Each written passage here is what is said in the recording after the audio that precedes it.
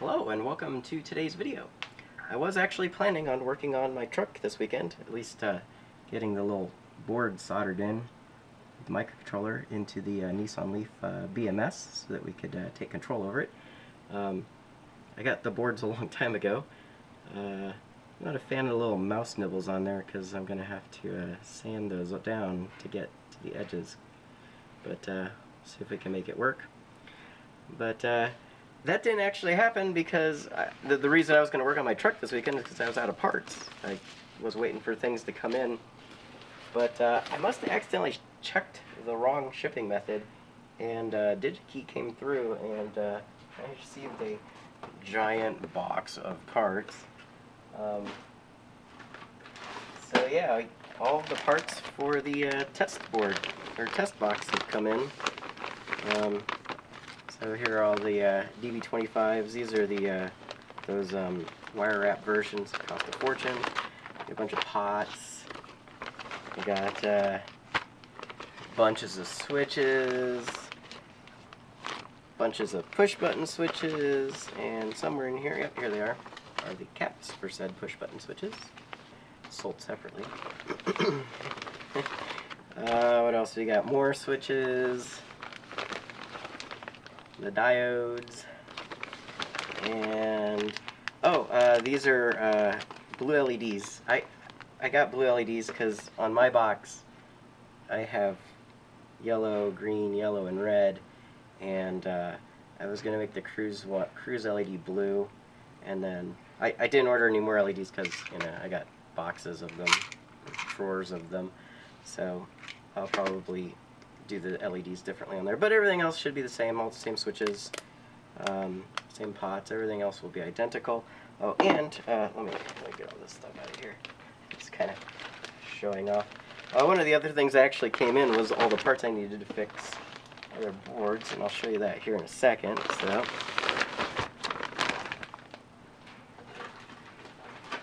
the other parts that came in were the boxes for the test box. I don't know. I'm not a fan of the color. It's like it's supposed to be gray, but it's more of a beige. It's supposed to be a dark gray, but more of a beige color. But it'll get the job done. We won't use this cover at all. The circuit board will just go right on top of it, just 4 screws, and then that internal board just gets soldered on the back.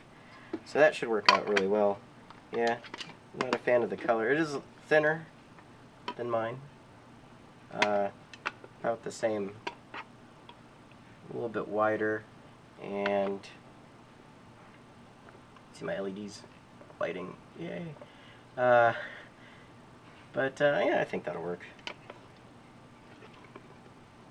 Anyways, well, I guess it won't have this, it'll be a little bit thinner, but yeah. But those all that came in. I don't know when the boards will be here. It'll probably be a few weeks. Went with OSH Park, which did the little purple board, so it's gonna look excuse me, still sick. It's gonna look a little weird with this beigey color box with a purple board on top, but yeah, so you get. It'll have the white silk screen with the gold accents, but yeah, that's what you get. What else was I gonna? Oh. So the reason I didn't get to work on it is because I repaired this is that heater board. You can see I swapped out all the MOSFETs on it. And here, let me do this for a second here. So I'll send these to the customer. These are all the parts I took out. Obviously the one FET was bad. The other guys were good, and the fuse was bad.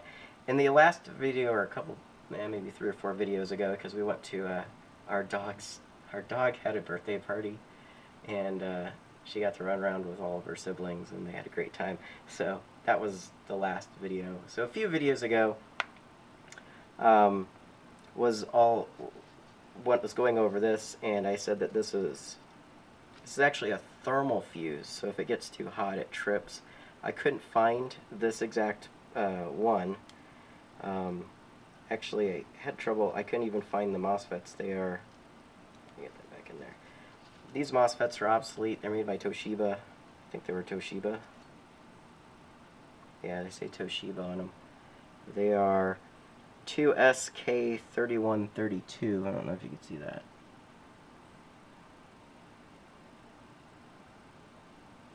Well, trust me, they're 2SK3132, and I couldn't find them. They're not recommended for design. They're obsolete.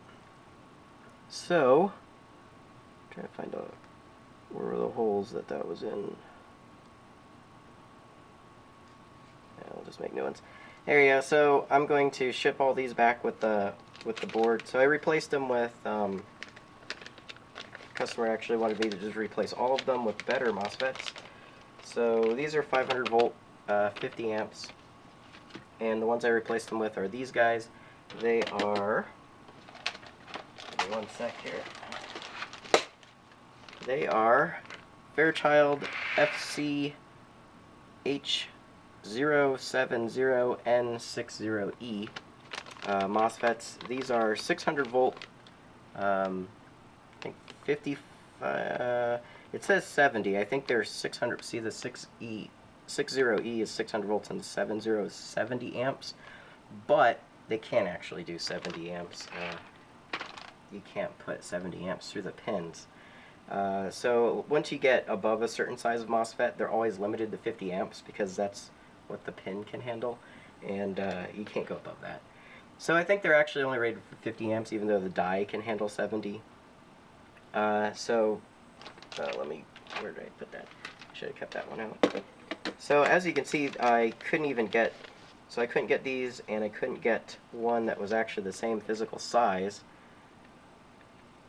So you see it's a lot bigger. It's a different package. This is a, what is this? I think it's, I didn't write it down on there, but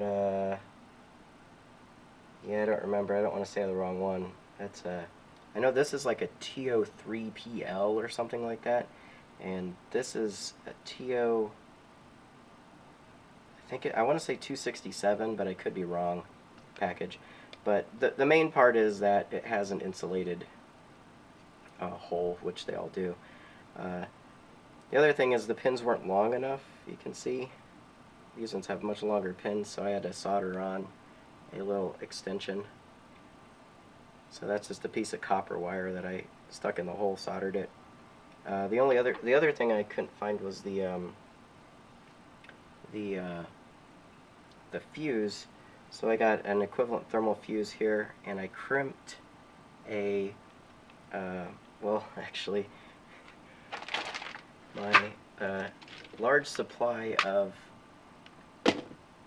ring terminals here, because when I go to the Dayton Hamvention, I found a bag full of them that was like, you know, a couple bucks for an entire like pound of them assorted. And I'm like, yep, I'm gonna get that.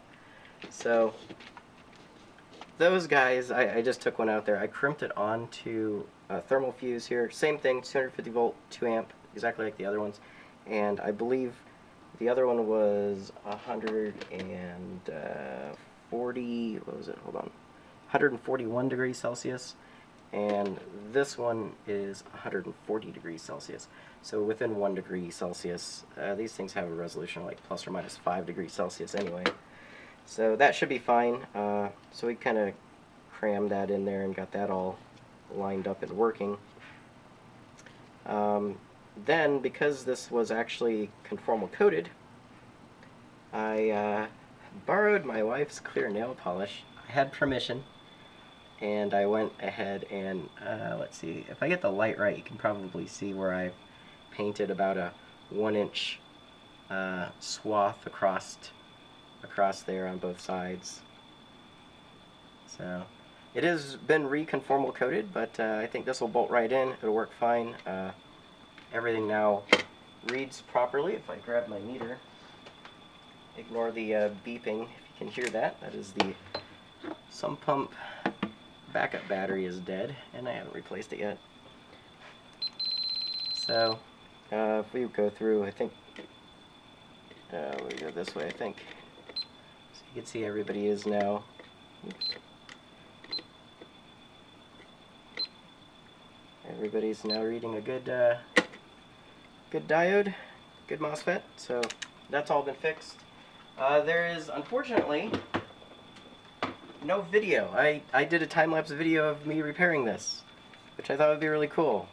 And unfortunately, my phone bit the bullet. This is my old phone that I used for the time-lapse, and I don't know how well this is going to show up, but see how it's split? It cracked open, and it cracked on the display side. It doesn't even boot up now. I can push the button, and it's dead. It won't boot up. So sometime, I don't know how much it recorded.